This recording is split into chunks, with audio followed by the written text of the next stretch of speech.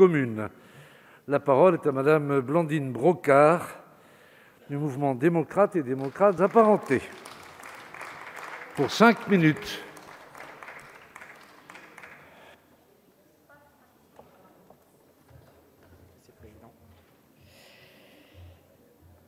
Monsieur le ministre, monsieur le rapporteur, bonjour. Ça y est, pile au bon moment. Chers collègues, je tiens tout d'abord à saluer le travail constructif qui a été fait sur ce projet de loi avec le rapporteur et le gouvernement, mais aussi avec l'ensemble des groupes de notre Assemblée. 106 amendements issus de tous les bancs de cet hémicycle ont été adoptés sur les 579 qui ont été soutenus. C'est suffisamment rare, il me semble, pour le souligner. Pour souligner non seulement la qualité des contributions, mais également l'accueil qui leur a été fait. Je tiens également à saluer les évolutions qui ont été apportées grâce à la grande implication du groupe démocrate, notamment à travers l'action de notre collègue Laurence Vichnievsky. C'est ainsi, par exemple, que nous sommes parvenus à faire aboutir la création d'un pôle d'instruction nationale spécialisé dans les crimes sériels et les affaires non élucidées, sujet porté par Laurence Vichnievsky et retravaillé avec le gouvernement pour la séance.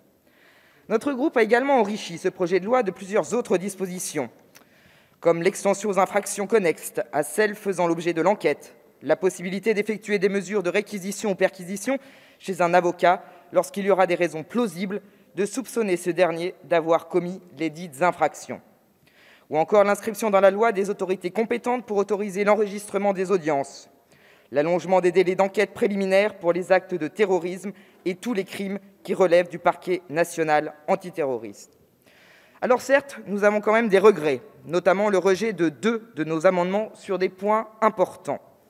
Le premier visait à inscrire les infractions financières, pour lesquelles le PNF est compétent, parmi les infractions qui bénéficient d'un régime dérogatoire avec un délai de la durée d'enquête étendu à 3 ans. Les infractions financières, par leur complexité, nécessitent souvent des investigations plus longues. Réduire la durée des enquêtes préliminaires risque de favoriser l'impunité de leurs auteurs. Le second regret concerne la présence d'un avocat honoraire parmi les assesseurs dans la composition de la formation de jugement aux assises. Au-delà du sentiment de défiance exprimé par les magistrats, l'argument du manque d'effectifs que nous avons entendu s'agissant des cours criminelles départementales n'est pas pertinent pour les cours d'assises qui n'éprouvent aucune difficulté à se réunir. Ce dispositif expérimental porte atteinte aux fonctions respectives des juges et des avocats en opérant une confusion entre le jugement et la défense. Il eût été plus judicieux, s'il s'agit de diversifier les profils des juges, d'élargir l'accès des avocats au statut de magistrat à titre temporaire. En dépit de ces quelques regrets, nous estimons que ce projet de loi est cependant fait de mesures et d'équilibre. Ce projet de loi donne des droits nouveaux à la défense, mais lui impose également une déontologie. Ce projet de loi récompense l'effort, le travail et le désir de réinsertion, mais sanctionne leur absence. Ce projet de loi œuvre non pas pour une justice expéditive, mais pour qu'elle ne s'égare pas dans les méandres de procédures sans fin. Quelle famille, ébranlée par le viol d'un de ses enfants, peut attendre tant d'années avant de voir comparaître l'auteur des faits? La généralisation des cours criminelles départementales permettra, nous l'espérons tous, que ces affaires soient jugées bien plus rapidement, 2 fois plus rapidement au vu des résultats de leur expérimentation. Mais il faudra veiller à ce que les moyens nécessaires leur soient donnés pour parvenir à cette étape. Je dis cette étape car 2 fois moins d'attente, c'est parfois déjà bien trop long. Monsieur le ministre, un dernier point qui me tient particulièrement à cœur. Ces dernières années, notre groupe a, à plusieurs reprises, proposé de supprimer ou de réviser le rappel à la loi comme mesure alternative aux poursuites. Et le gouvernement n'y était pas favorable. Alors aujourd'hui, nous nous réjouissons que vous ayez intégré au présent projet de loi cette disposition que nous appelons depuis longtemps. Parce que nos concitoyens, respectueux de la loi, peuvent comprendre qu'on rappelle celle-ci 1 fois, peut-être 2 fois, mais à la 3e, c'est la confiance en toute l'institution qui est ébranlée. En outre, l'action de la justice s'inscrit bien souvent dans la continuité de celle de nos forces de l'ordre, qui ont, elles aussi, besoin de savoir qu'une suite autre qu'un simple sermon sera donnée.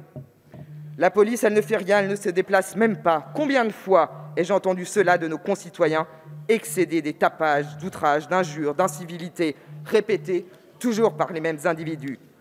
La confiance en la justice, en la réponse qu'elle donne aux délits, permet également que nos concitoyens se sachent protégés, que nos policiers et gendarmes se sachent soutenus et que leur travail ne soit pas vain. Combien de fois aussi ai-je entendu, par nos forces de l'ordre, exprimer leur lassitude de courir toujours après les mêmes. Je conclus, Monsieur le Président. Vous nous avez annoncé une mission flash pour étudier ensemble une nouvelle alternative pour remplacer le rappel à la loi.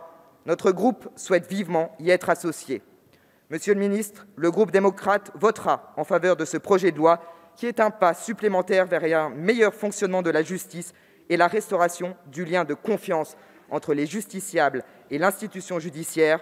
Mais ce chantier dans lequel nous nous sommes engagés à vos côtés reste un chantier ouvert qui appelle encore d'autres avancées. Je vous remercie. Merci, cher collègue.